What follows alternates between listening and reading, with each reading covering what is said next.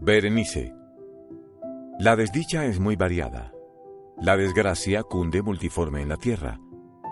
Desplegada por el ancho horizonte como el arco iris, sus colores son tan variados como los de este, a la vez tan distintos y tan íntimamente unidos. Desplegada por el ancho horizonte como el arco iris. ¿Cómo es que de la belleza ha derivado un tipo de fealdad? De la alianza y la paz, un símil del dolor. Igual que en la ética el mal es consecuencia del bien, en realidad de la alegría nace la tristeza.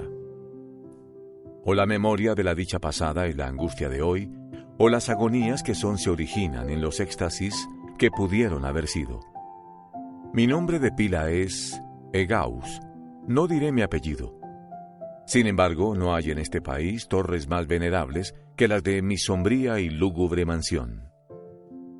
Nuestro linaje ha sido llamado raza de visionarios y en muchos sorprendentes detalles, en el carácter de la mansión familiar, en los frescos del salón principal, en los tapices de las alcobas, en los relieves de algunos pilares de la sala de armas, pero sobre todo en la galería de cuadros antiguos, en el estilo de la biblioteca y, por último, en la naturaleza muy peculiar de los libros, hay elementos suficientes para justificar esta creencia.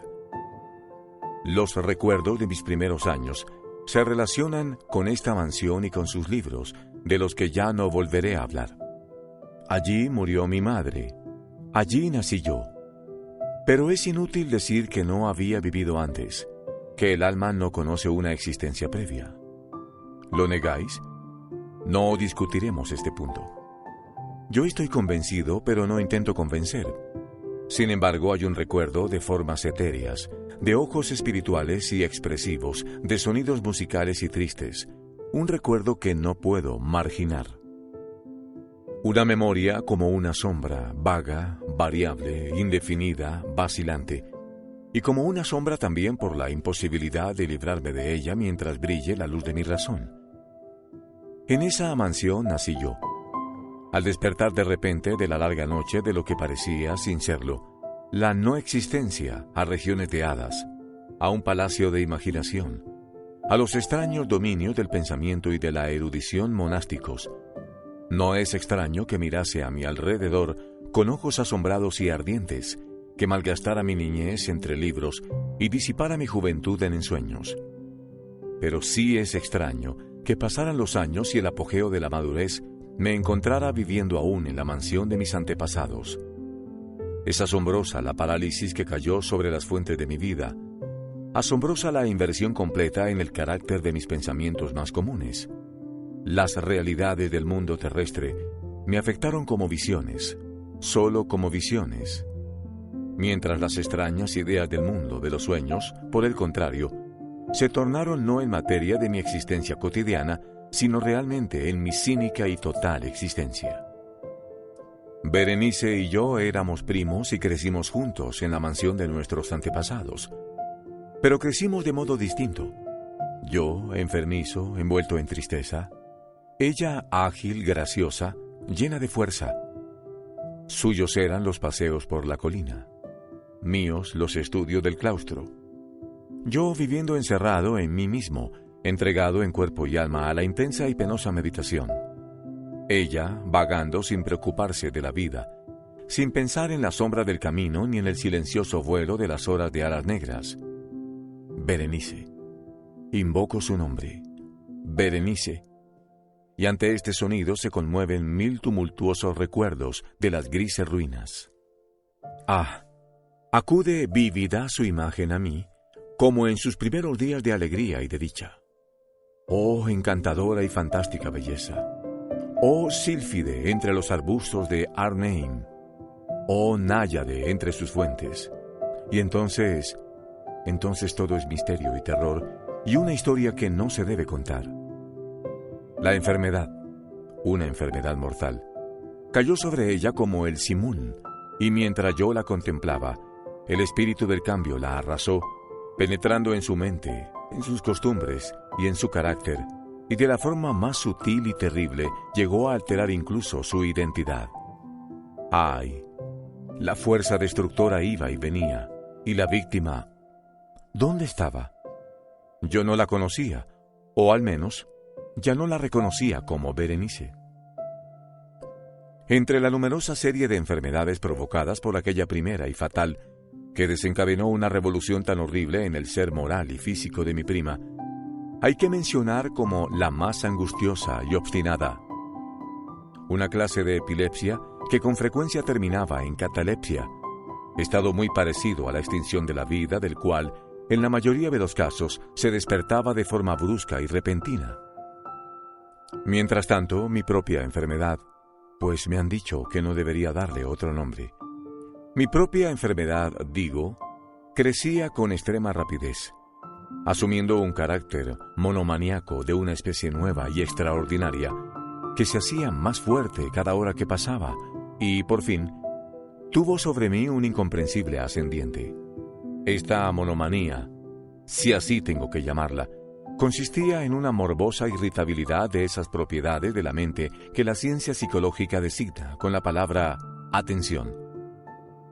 Es más que probable que no me explique, pero temo en realidad que no haya forma posible de transmitir a la inteligencia del lector corriente una idea de esa nerviosa intensidad de interés con que, en mi caso, las facultades de meditación, por no hablar en términos técnicos, actuaban y se concentraban en la contemplación de los objetos más comunes del universo.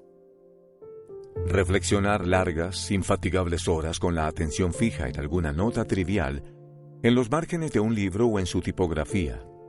Estar absorto durante buena parte de un día de verano en una sombra extraña que caía oblicuamente sobre el tapiz o sobre la puerta. Perderme toda una noche observando la tranquila llama de una lámpara o los rescoldos del fuego. Soñar días enteros con el perfume de una flor. Repetir monótonamente una palabra común hasta que el sonido, gracias a la continua repetición, dejaba de suscitar en mi mente alguna idea. Perder todo sentido del movimiento o de la existencia física mediante una absoluta y obstinada quietud del cuerpo, mucho tiempo mantenida. Estas eran algunas de las extravagancias más comunes y menos perniciosas provocadas por un estado de las facultades mentales, en realidad no único, pero capaz de desafiar cualquier tipo de análisis o explicación. Pero no se me entienda mal. La excesiva, intensa y morbosa atención, excitada así por objetos triviales en sí, no tiene que confundirse con la tendencia a la meditación, común en todos los hombres, y a la que se entregan de forma particular las personas de una imaginación inquieta. Tampoco era, como pudo suponerse al principio, una situación grave ni la exageración de esa tendencia, sino primaria y esencialmente distinta, diferente. En un caso, el soñador o el fanático, interesado por un objeto normalmente no trivial, lo pierde poco a poco de vista en un bosque de deducciones y sugerencias que surgen de él hasta que, al final de una ensoñación, llena muchas veces de voluptuosidad, el incitamentum o primera causa de sus meditaciones desaparece completamente y queda olvidado. En mi caso, el objeto primario era invariablemente trivial, aunque adquiría mediante mi visión perturbada una importancia refleja e irreal. Pocas deducciones, si había alguna, surgían, y esas pocas volvían pertinazmente al objeto original como a su centro. Las meditaciones nunca eran agradables, y al final de la ensoñación, la primera causa, lejos de perderse de vista, había alcanzado ese interés sobrenaturalmente exagerado que constituía el rasgo primordial de la enfermedad. En una palabra, las facultades que más ejercía la mente en mi caso eran, como ya he dicho, las de la atención, mientras que en el caso del soñador son las de la especulación. Mis libros, en esa época, si no servían realmente para aumentar el trastorno, compartían en gran medida, como se verá, por su carácter imaginativo e inconexo, las características peculiares del trastorno mismo.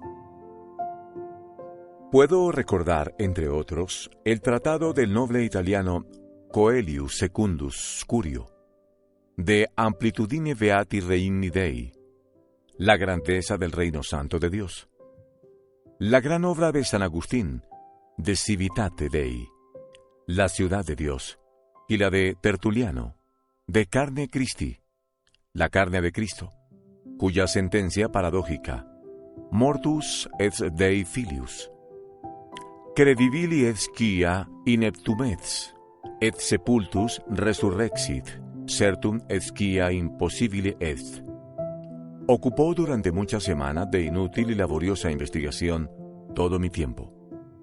Así se verá que, arrancada de su equilibrio solo por cosas triviales, mi razón se parecía a ese peñasco marino del que nos habla Ptolomeo Hefestión, que resistía firme los ataques de la violencia humana y la furia más feroz de las aguas y de los vientos, pero temblaba a simple contacto de la flor llamada asfódelo. Y aunque para un observador desapercibido pudiera parecer fuera de toda duda que la alteración producida en la condición moral de Berenice por su desgraciada enfermedad me habría proporcionado muchos temas para el ejercicio de esa meditación intensa y anormal, cuya naturaleza me ha costado bastante explicar, sin embargo no era este el caso. En los intervalos lúcidos de mi mal, la calamidad de Berenice me daba lástima, y profundamente conmovido por la ruina total de su hermosa y dulce vida, no dejaba de meditar con frecuencia, amargamente, en los prodigiosos mecanismos por los que había llegado a producirse una revolución tan repentina y extraña. Pero estas reflexiones no compartían la idiosincrasia de mi enfermedad y eran como las que se hubieran presentado, en circunstancias semejantes, al común de los mortales.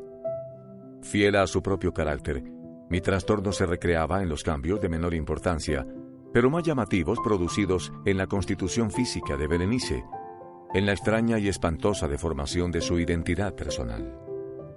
En los días más brillantes de su belleza incomparable no la amé. En la extraña anomalía de mi existencia, mis sentimientos nunca venían del corazón y mis pasiones siempre venían de la mente. En los brumosos amaneceres, en las sombras entrelazadas del bosque al mediodía y en el silencio de mi biblioteca por la noche, ella había flotado ante mis ojos, y yo la había visto no como la Berenice viva y palpitante, sino como la Berenice de un sueño. No como una moradora de la tierra, sino como su abstracción. No como algo para admirar, sino para analizar. No como un objeto de amor, sino como tema de la más abstrusa, aunque inconexa especulación. Y ahora temblaba en su presencia y palidecía cuando se acercaba. Sin embargo, lamentando amargamente su decadencia y su ruina, recordé que me había amado mucho tiempo y que, en un momento aciago, le hablé de matrimonio.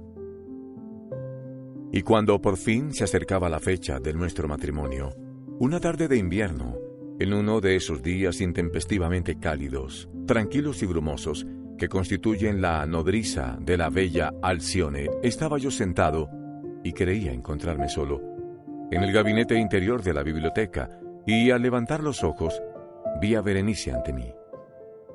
Fue mi imaginación excitada, la influencia de la atmósfera brumosa, la incierta luz crepuscular del aposento, los vestidos grises que envolvían su figura, los que le dieron un contorno tan vacilante e indefinido.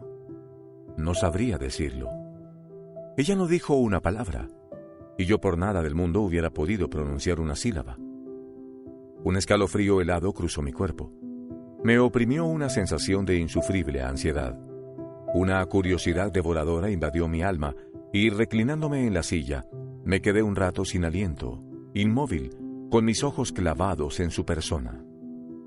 Ay, su delgadez era extrema, y ni la menor huella de su ser anterior se mostraba en una sola línea del contorno. Mi ardiente mirada cayó por fin sobre su rostro. La frente era alta, muy pálida y extrañamente serena. Lo que en un tiempo fuera cabello negro azabache caía parcialmente sobre la frente y sombreaba las sienes hundidas con innumerables rizos de un color rubio reluciente que contrastaban discordantes por su matiz fantástico con la melancolía de su rostro. Sus ojos no tenían brillo y parecían sin pupilas, y esquivé involuntariamente su mirada vidriosa para contemplar sus labios, finos y contraídos. Se entreabrieron, y en una sonrisa de expresión peculiar, los dientes de la desconocida Berenice se revelaron lentamente a mis ojos. Quiera Dios que nunca los hubiera visto o que, después de verlos, hubiera muerto. El golpe de una puerta al cerrarse me distrajo, y al levantar la vista, descubrí que mi prima había salido del aposento. Pero de los desordenados aposentos de mi cerebro, ¡ay! No había salido ni se podía apartar el blanco y horrible espectro de los dientes. Ni una mota en su superficie, ni una sombra en el esmalte, ni una mella en sus bordes había en los dientes de esa sonrisa fugaz que no se grabara en mi memoria. Ahora los veía con más claridad que un momento antes. Los dientes estaban aquí y allí, y en todas partes, visibles y palpables ante mí, largos, finos y excesivamente blancos, con los pálidos labios contrayéndose a su alrededor, como en el mismo instante en que habían empezado a crecer. Entonces llegó toda la furia de mi monomanía, y yo luché en vano contra su extraña e irresistible influencia. Entre los muchos objetos del mundo externo, solo pensaba en los dientes. Los anhelaba con un deseo frenético. Todas las demás preocupaciones y los demás intereses quedaron supeditados a esa contemplación.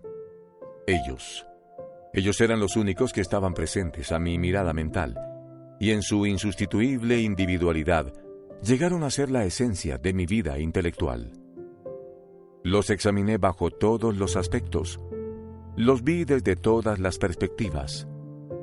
Analicé sus características, estudié sus peculiaridades, me fijé en su conformación, pensé en los cambios de su naturaleza. Me estremecí al atribuirles en la imaginación un poder sensible y consciente y, aun sin la ayuda de los labios, una capacidad de expresión moral.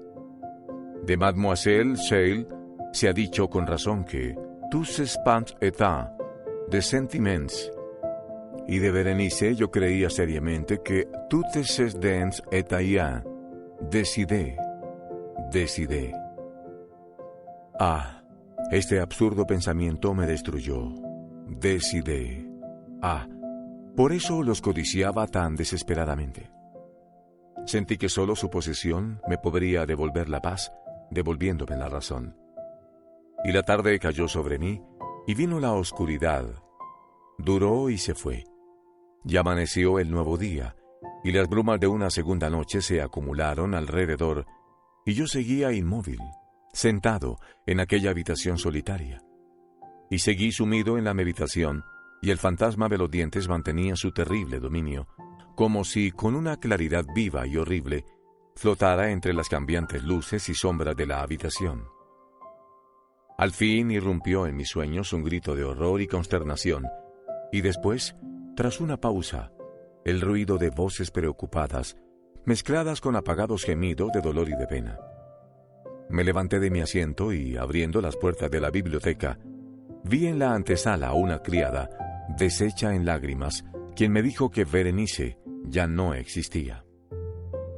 Había sufrido un ataque de epilepsia por la mañana temprano, y ahora, al caer la noche, ya estaba preparada la tumba para recibir a su ocupante, y terminados los preparativos del entierro. Me encontré sentado en la biblioteca y de nuevo solo. Parecía que había despertado de un sueño confuso y excitante.